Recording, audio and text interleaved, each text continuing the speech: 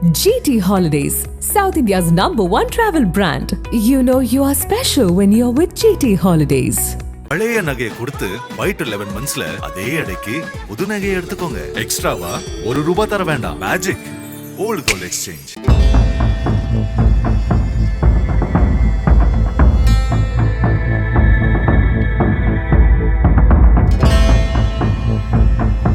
ராமநாதபுரம் மாவட்டம் ராமேஸ்வரம் அடுத்துள்ள சேராங்கோட்டை மீனவ கிராமத்தைச் சேர்ந்தவர்கள் மாரியப்பன் கவிதா தம்பதி.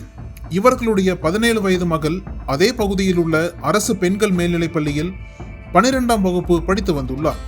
இந்நிலையில் அதே ஊரைச் சேர்ந்த 20 வயதான முனிராஜ் என்ற இளைஞர் 12ஆம் வகுப்பு மாணவியை ஒருதலைபட்சமாக காதலித்து வந்ததாக சொல்லப்படுகிறது.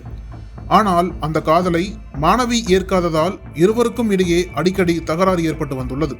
இந்த சூழலில் கடந்த 19ஆம் தேதி காலை 12ஆம் வகுப்பு மாணவி வழக்கம் போல் பள்ளிக்கு சென்று கொண்டிருந்தார்.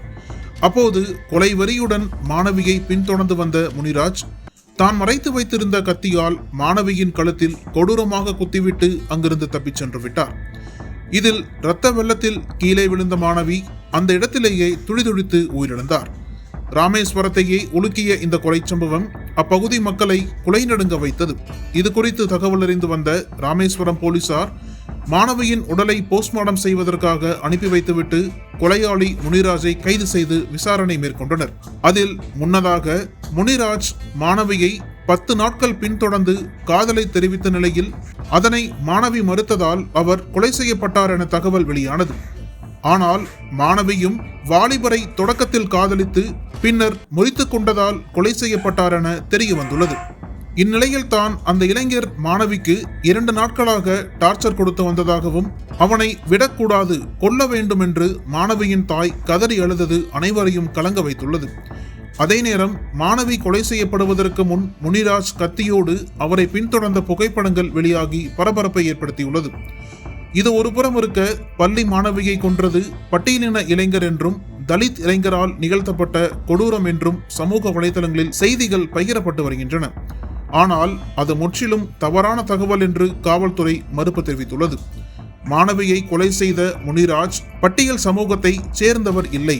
கைதான நபரும் கொல்லப்பட்ட மாணவியும் ஒரே சமூகத்தை சேர்ந்தவர்கள்தான் என்று காவல்துறை விளக்கம் அளித்துள்ளது. மேலும் இது போன்ற வெறுப்பு பிரச்சாரம் செய்வது சட்டப்படி குற்றம் என்று தமிழ்நாடு காவல் சரிபார்ப்பகம் தெரிவித்துள்ளது.